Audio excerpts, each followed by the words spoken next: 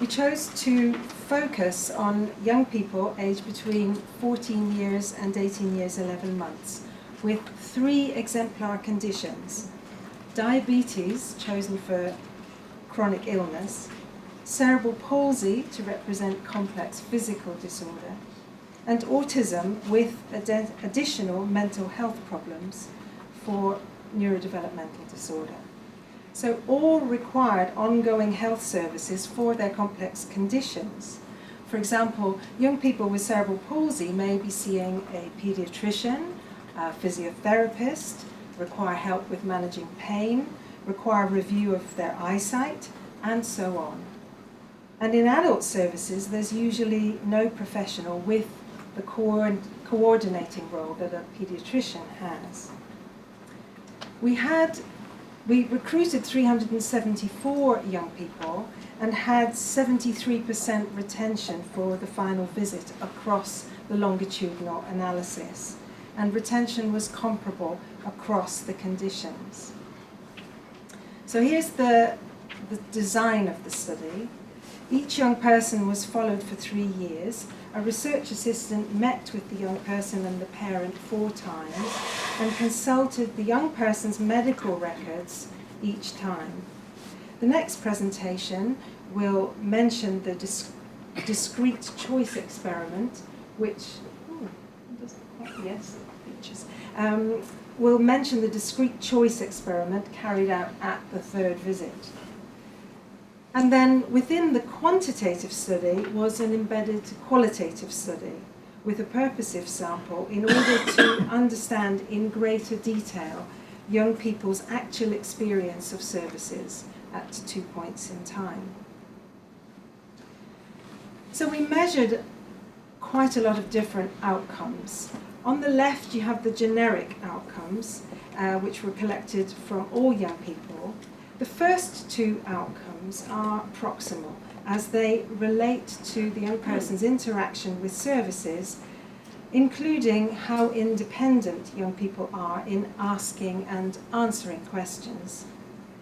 The other 3 generic outcomes are broader, about everyday life, that is, subjective well-being and participation. But in addition, on the right-hand side, we collected condition-specific outcomes. For young people with diabetes, satisfactory clinical progression was a composite score of change in blood sugar level, attendance at eye screening, the percentage of appointments attended, and whether they had been hospitalized with a crisis during the year. For young people with cerebral palsy, whether they had unmet needs in 11 aspects of care, and for young people on the autism spectrum, a screening questionnaire about anxiety and depression. These outcomes overlap with a number of internationally agreed frameworks for the measurement of outcomes of transition. Now, as Alan has explained, we studied 9 features of services extracted from policy documents and published research. We compiled information on whether each feature had been experienced during the year, at least once, at each of the visits after baseline. So the information was gathered in 3 ways. Some of the young people kept a log of their appointments and what had happened in them. The research assistant consulted the medical records for the past 12 months before each visit, and then all of this information was put together through discussion with the young person and parent over whether that feature had occurred during the year. And we then related experience of service features to outcomes for each year period. But we also did a longitudinal analysis to see whether experience of service features had an effect on outcomes over the whole period of the study.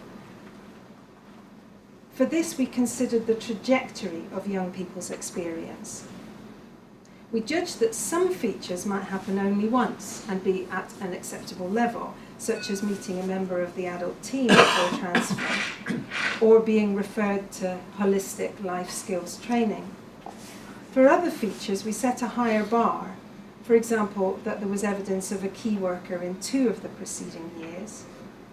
And for the final 2 features, we expected some evidence of experience during each of the years. Now, it's important to notice that appropriate parent involvement, the emphasis is that both the parent and the young person were happy with what took place. The parent might be in attendance at the appointment, or they might not, but both people were happy with that. For promotion of health self-efficacy, the young person might report some discussion with the clinicians about taking increasing responsibility for their own health, perhaps setting goals, monitoring their own condition, recognizing risky situations. As Alan has said, there are 3 service features for which we found the most positive evidence from the quantitative and qualitative analyses. But first I want to point out the extent to which young people sometimes did not experience optimal provision of these features. So for appropriate parent involvement, experienced at least once in each of the 3 years of the study, it is only about a third of the young people. For the other 2 features, young people with diabetes had better provision, although note that only 2/3 had met a member of the adult team before transfer. And for those with cerebral palsy or autism, only a quarter. In the next 2 slides, I present the significant findings in the longitudinal analysis, but this is backed up by the weight of evidence of service features associated with outcomes at each of the 3 follow-up visits. For example, in addition to satisfaction with services, well-being was greater with appropriate parent involvement during the latter 2 years of the study, and several domains of participation showed greater independence linked to appropriate parent involvement. Meeting the adult team before transfer was associated with increased independence in appointments and also a shorter interval before attending the first adult appointment for young people with diabetes. Meeting the adult team was also associated with increased independence in some domains of participation during the study period. And for young people with cerebral palsy, we found reduction in unmet needs at some point for all 3 of these features. Finally, the red arrow indicates reduced satisfaction with the service providers.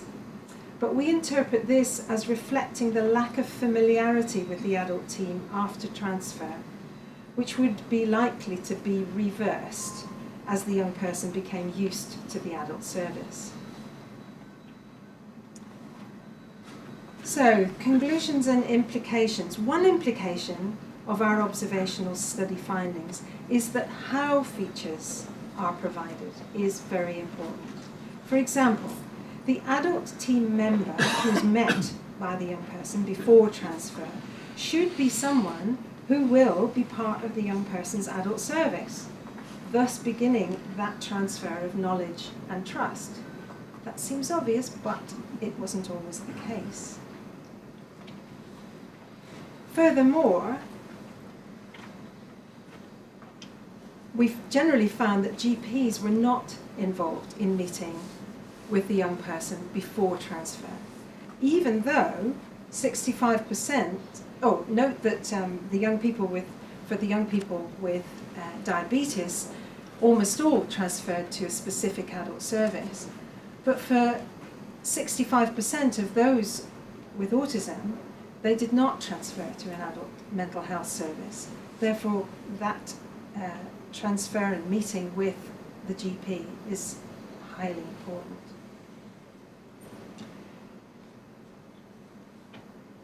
We did not find positive outcome evidence to support having a written transition plan, but this is hardly surprising given how few young people reported having one.